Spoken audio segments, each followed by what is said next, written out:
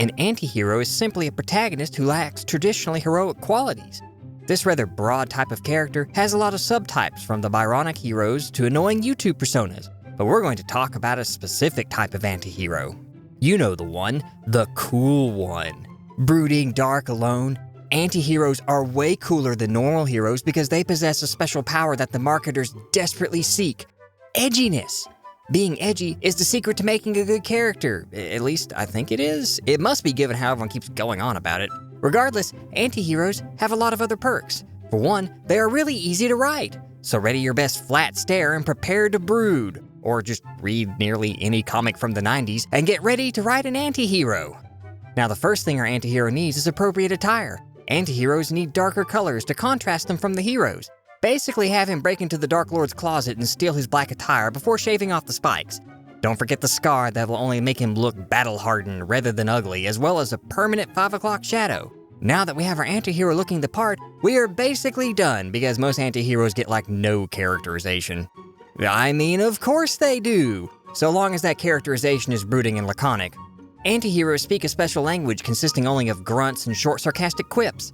In the rest of the scene, he spends his time with his back propped up against a wall and arms crossed. I mean, don't they ever get tired and need to sit down? I guess being a roguish antihero gives him the special power to never get tired. Maybe his stoic glare recharges his energy or something. What antiheroes lack in dialogue, they make up for in conflict. Specifically, forced contrived conflict. Do the heroes have a plan? Well, our antihero is going to tell his companions all about how it isn't going to work while offering no alternatives of his own. These constant attempts to undermine the leadership of the heroes will always go unchallenged for fear of making our antihero look uncool. In fact, why heroes tolerate such an abrasive individual who constantly disrupts team cohesion should never be addressed. Our antihero should never suffer any repercussions for his antisocial behavior. Not that it would matter if they kicked him out. Antiheroes tend to work best when they are loners. He is his own man. In spite of his constant trash-talking, other characters should still respect the antihero because he is beholden to no one, yet still liking every crossover team for some reason. The only people who treat our antihero like a pariah are those with authority because he is a loose cannon who doesn't play by the rules and should turn in his badge. He's off the force, which means our antihero will have to pursue justice as a vigilante and go on a bloody, violence glamorizing killing spree.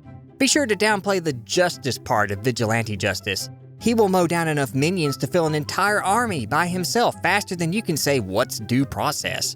Our antihero will not hesitate to kill or torture people, unlike those goody two-shoes normal heroes who just don't have what it takes to get things done, even though larger systemic problems like crime are better combated by organized team and legal reform rather than punching people.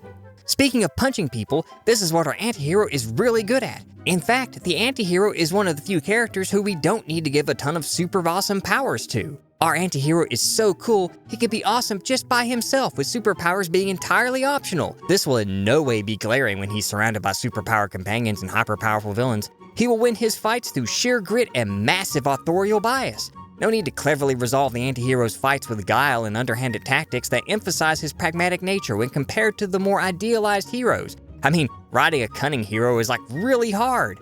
Instead, he should hog the spotlight while defeating his opponents with ease and brutality. However, if our antihero is the focus of the story, rather than a side character, then we need to go to the other extreme instead and give him a slew of game-breaking powers.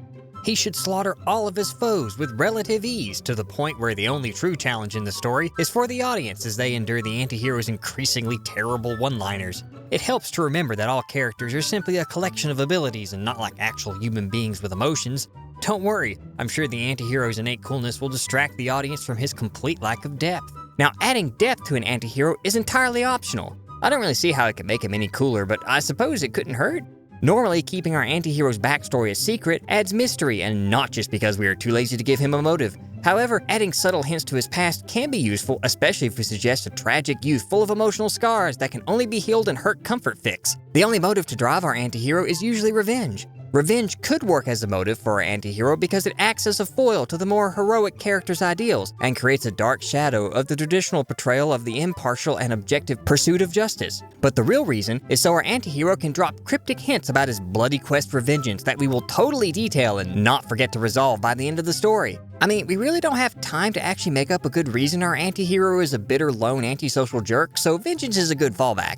If we actually did resolve his vengeance plot, then how will our anti-hero brood? Brooding is a very important part of our anti-hero's coolness because it suggests that he's engaged in a dark internal monologue, allowing the audience to imagine that he is struggling with his inner demons when he's probably just thinking about what he's going to have for lunch. He probably isn't thinking about the love triangle with the main heroine either, even though the anti-hero always wins the love triangle in the end. And even if he ignores the love triangle completely, you can bet the fanfiction writers won't, nor will they ignore his rivalry with the main hero. Is the anti-hero jealous of the main hero, or is his interest something more? Well, it doesn't matter because the /fic writers will ship him with the main hero regardless. I wonder why. Could it be because the contrast between the anti-hero and the traditional hero is one of the reasons anti-heroes tend to resonate with audiences? If that were the case, then perhaps a good way to write an anti-hero would be to showcase his vulnerability to maximize the contrast with his strengths. Also, adding in a few genuinely heroic traits could also help balance his character while still keeping his darker edge and even make it stand out all the more. Moreover, it provides the author with a pre-built character arc. Will our anti-hero become a tragic figure where his character traits ultimately lead to his downfall? Or will the anti-hero open up to others over the course of the story and finally become a good person? Perhaps the anti-hero will overcome his deep flaws and finally become a true hero. But he's probably not going to have any luck with the ladies after that, though. Wow, the big 100,000 subscriber mark. I'm surprised I hit this milestone at all, much less so quickly. Thank you everyone who subscribed. Also, thanks to the comment chain that suggested this topic. And I hope you had fun and that I'll see you again soon.